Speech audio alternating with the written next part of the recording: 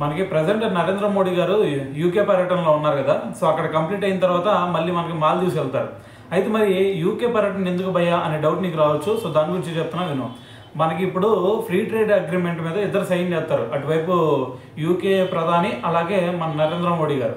So దీనివల్ల ఉపయోగం ఏంది భయ్యా అంటే, సో దీనివల్ల మనం ఏదైతే ఇక్కడ ప్రొడక్ట్స్ తయారు చేస్తామో అవి మనం వేరే దేశాలకు కూడా ఎక్స్పోర్ట్ చేస్తాం కదా.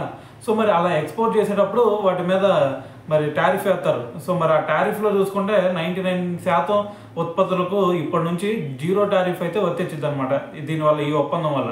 సో మరి ఇది మనకు ఉపయోగం అయితే మరి వాళ్ళకు ఉపయోగం ఏంటి అంటే, ఇప్పుడు వాళ్ళ నుంచి మనం విస్కీ ఇంపోర్ట్ చేసుకుంటాం కదా ఇక్కడికి. సో దాని మీద అంతకుముందు 150% ఉండేది ఏది ట్యాక్స్. అయితే ఇప్పుడు అది 150 నుంచి 75%కి అయితే తగ్గిద్ది అనమాట.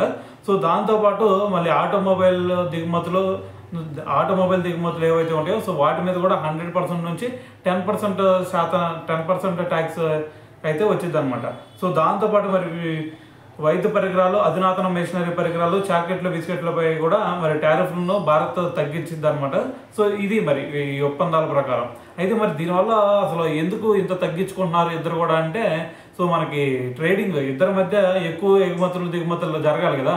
సో మరి దీని లక్ష్యం ఏంటంటే 2040 నాటికి మరి ఇద్దరి మధ్య కూడా $25 బిలియన్ మరి వాణిజ్యాన్ని పెంచాలి అనే ఉద్దేశంతోనే మరి దీని మీద అయితే సంతకం పెట్టబోతున్నారు అనమాట.